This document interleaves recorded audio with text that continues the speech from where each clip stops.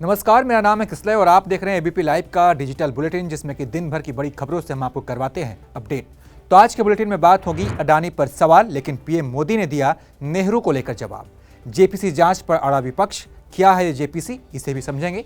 देहरादून में नौकरी मांग रहे छात्रों पर बरसी लाठी, इसको लेकर भी बात होगी।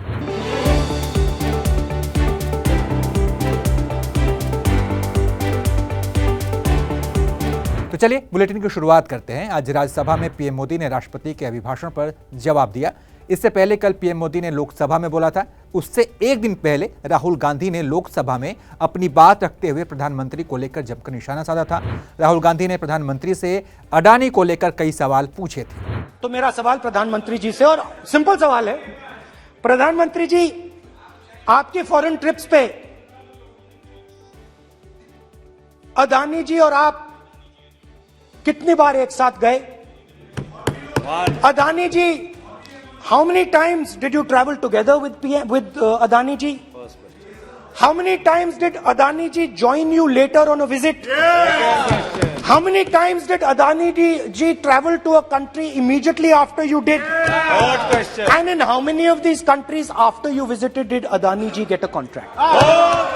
इस बात की उम्मीद थी कि राहुल के आरोपों पर पीएम मोदी जवाब देंगे, लेकिन पीएम मोदी ने ना तो कल लोकसभा में इस पर बोला और ना ही आज राज्यसभा में बोला। पीएम के भाषण से विपक्ष के नेताओं को इस बात की उम्मीद थी कि आज पीएम मोदी अडानी के मुद्दे पर बोलेंगे, लेकिन आज भी ऐसा नहीं हो सका। पीएम मोदी ने अडानी के मुद्दे पर जवाब देने के बजाय नेहरू का नाम लेकर एक नई चर्चा छेड़ दी। पीएम मोदी ने कहा कि ये लोग अपना टाइटल गांधी क्यों लगाते हैं, नेहरू क्यों नहीं।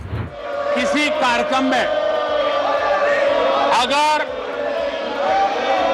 नेहरू जी के नाम का उल्लेख नहीं हुआ तो कुछ लोगों के बाल खड़े हो जाते हैं, उनका लहू एकदम गर्म हो जाता है कि नेहरू जी का नाम क्यों नहीं दिया।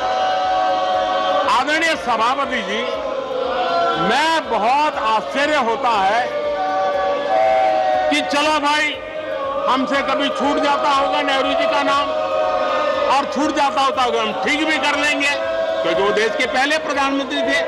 लेकिन मुझे ये समझ नहीं आता है कि उनकी पीढ़ी का कोई व्यक्ति नेहरू सरनेम रखने से डरता क्यों है। क्या शर्मिंदगी है नेहरू सरनेम रखने से? क्या शर्मिंदगी है?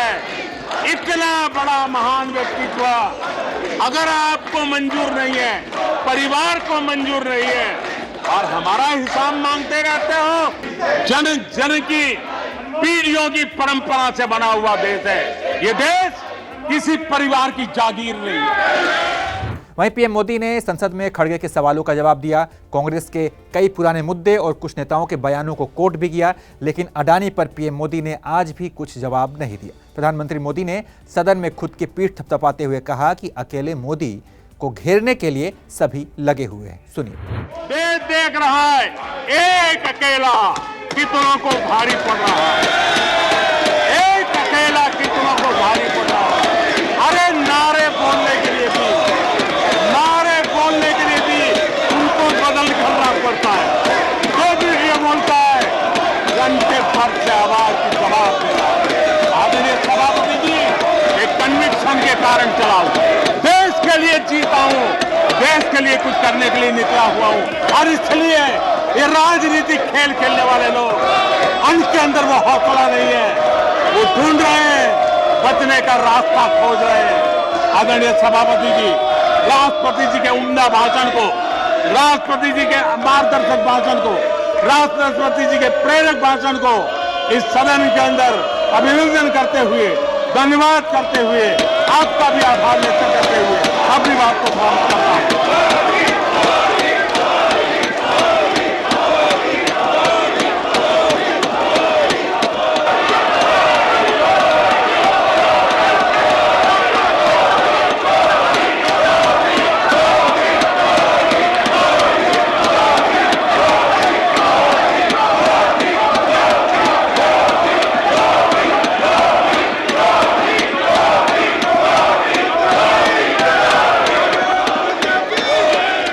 कुल मिलाकर पीएम मोदी ने अपनी बात खत्म कर दी, लेकिन आज भी विपक्ष को उनके अपने सवालों का जवाब नहीं मिल सका। एक तरफ कांग्रेस के नेता सदन में अडानी और मोदी को लेकर नारेबाजी कर रहे थे, तो वहीं बीजेपी के सांसद मोदी मोदी के नारे लगा रहे थे।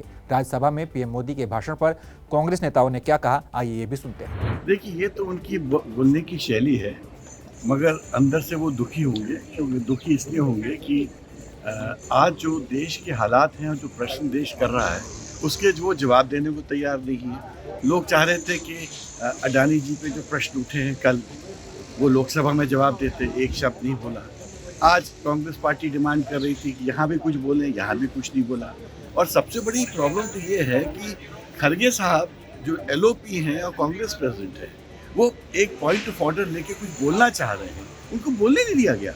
और वो क्या बोलना चाह रहे हैं कि कल पहली बार भारत के इतिहास में, पार्लियामेंट के इतिहास में एक LOP का भाषण वर्चुअली एक्सपंज कर दिया गया है। राहुल जी का एक्सपंज किया गया है इन लोकसभा, यहाँ राज्यसभा।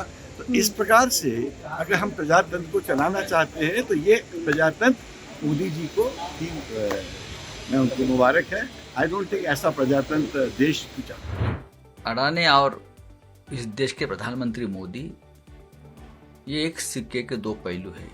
ये लोगों के मन में एक भावना है, एक संशय है, उसको दूर करने की जिम्मेदारी प्रधानमंत्री की है। राहुल गांधी लोकसभा में कुछ सवाल आपसे पूछते हैं या हम सब पूछते हैं, तो प्रधानमंत्री की जिम्मेदारी है कि फ्लोर ऑफ द हाउस में आकर सभी सवालों का जवाब दे। राहुल गांधी ने जो 10 सवाल पूछे हैं वो बहुत सिंपल से सवाल है, और सिर्फ इस देश के एक ही उद्योगपति को सभी फायदे दिए जाते हैं, एक ही उद्योगपति। उससे देश की अर्थव्यवस्था मजबूत नहीं होगी। इस देश में ज्यादा से ज्यादा व्यापारी और उद्योगपति निर्माण होने चाहिए। ज्यादा से ज्यादा टाटा, बिरला, बजाज, अदानी, अंबानी। एक अदानी या एक अंबानी नहीं चलेगा, एक टाटा नहीं चलेगा इस देश में। ये मोनोपोली नहीं चलेगी जो भारतीय जनता पार्टी ने। चलिए आगे बढ़ते हैं। कांग्रेस लगातार अडानी को लेकर मोदी सरकार को घेर रही है। कांग्रेस का कहना है कि मोदी सरकार ने तमाम नियमों को दरकिनार कर अडानी की मदद की है। सरकारी पैसे अडानी की कंपनी में लगाए गए हैं। इसके अलावा कांग्रेस प्रधानमंत्री मोदी और अडानी के संबंधों को लेकर भी सवाल उठा रही है। मामले में JPC जांच की मांग की जा रही है। इसको लेकर सदन में किस तरह से हो हल्ला मचा हुआ है वो आप लगातार देख रहे हैं। वहीं दिल्ली में आज यूथ कांग्रेस के कार्यकर्ताओं ने भी हल्ला बोला और JPC जांच की मांग की जा रही है। JPC जांच क्या है ये भी समझ लीजिए। JPC यानी अंग्रेजी के 3 अक्षरों से मिलकर बना है, जिसका पूरा मतलब होता है जॉइंट पार्लियामेंट्री कमेटी, यानी कि संयुक्त संसदीय समिति। यह कमेटी वो होती है जिसमें संसद के सभी दलों की समान भागीदारी होती है। JPC को यह अधिकार है कि वो किसी भी व्यक्ति, संस्था या किसी भी उस पक्ष को बुला सकता है जिसको लेकर JPC का गठन हुआ है। अगर वो JPC के समक्ष उपस्थित नहीं होता है, पेश नहीं होता है, तो ये संसद की अवमानना, संसद का उल्लंघन, संसद की बातों का उल्लंघन माना जाएगा। JPC संबंधित व्यक्ति से लिखित में या मौखिक या फिर दोनों तरह के जवाब मांग सकती है। भारतीय संसद के इतिहास में अब तक 4 बार JPC का गठन हो चुका है। 6 अगस्त 1987 को पहली बार बोफोर्स घोटाले को लेकर पहली बार JPC का गठन हुआ था। 6 अगस्त 1992 को दूसरी बार तब JPC का गठन हुआ जब हर्षद मेहता का शेयर घोटाले की जांच करनी थी। 26 अप्रैल 2001 को एक बार फिर से शेयर बाजार में हुए घोटाले के कारण JPC का गठन हुआ था। अगस्त 2003 में चौथी और अंतिम बार JPC का गठन हुआ। भारत में बनने वाले सॉफ्ट ड्रिंक्स और अन्य पेय पदार्थों में कीटनाशक होने की जांच के लिए इस बार JPC का गठन किया गया था और अब एक बार फिर से JPC जांच की मांग हो रही है। अब देखना यह होगा सरकार का इस मांग पर क्या रवैया होता है। क्या सरकार JPC जांच के लिए तैयार होती है या नहीं। उत्तराखंड में भर्ती धांधली के विरोध में प्रदेश भर में युवाओं का प्रोटेस्ट जारी है। उत्तराखंड में UKPSC और UKSSC परीक्षा आयोगों में सुधार की मांग को लेकर शुरू हुआ आंदोलन अब विकराल रूप ले रहा है। विरोध प्रदर्शन में अभ्यर्थियों और बेरोजगारों की संख्या लगातार बढ़ती जा रही है। युवाओं में जबरदस्त उबाल है। उनका कहना है कि सरकारी नौकरियों में पेपर धांधली में जब तक CBI जांच नहीं की जाती तब तक यह आंदोलन जारी रहेगा। सड़कों पर उतरे आक्रोशित युवाओं की भारी भीड़ के चलते कई जगह ट्रैफिक जाम लगा रहा। प्रदेश सरकार के खिलाफ नारेबाजी करते हुए युवाओं ने कहा कि नकल विरोधी कानून आने के बाद ही कोई भी भर्ती परीक्षा कराई जाए, तब तक के लिए सभी भर्ती परीक्षा स्थगित कर दी जाए। राजधानी देहरादून में भी गांधी पार्क के सामने विरोध करने वाले युवाओं की भारी भीड़ उमड़ी, जिसके चलते वहां जाम लग गया। विरोध कर रहे युवाओं ने पुलिस के ऊपर पथराव किया, जिसके बाद से पुलिस ने भी उनके ऊपर लाठीचार्ज शुरू कर दिया। इससे पहले बेरोजगार युवाओं से मिलने पहुंचे चकराता के विधायक प्रीतम सिंह को युवाओं ने वापस भेज दिया और गो बैक के नारे लगाए। इससे पहले जिलाधिकारी भी मौके पर पहुंची, लेकिन युवाओं ने उनसे बात करने से मना कर दिया। तो कुल मिलाकर यह आंदोलन अब हिंसक रूप ले रहा है। हम भी युवाओं से अपील करते हैं कि वो शांति से अपनी बात रखें। हिंसा का सहारा कहीं से भी ठीक नहीं है। तो आज के बुलेटिन में बस इतना ही। बाकी तमाम अपडेट्स के लिए आप देखते रहिए एबीपी लाइव।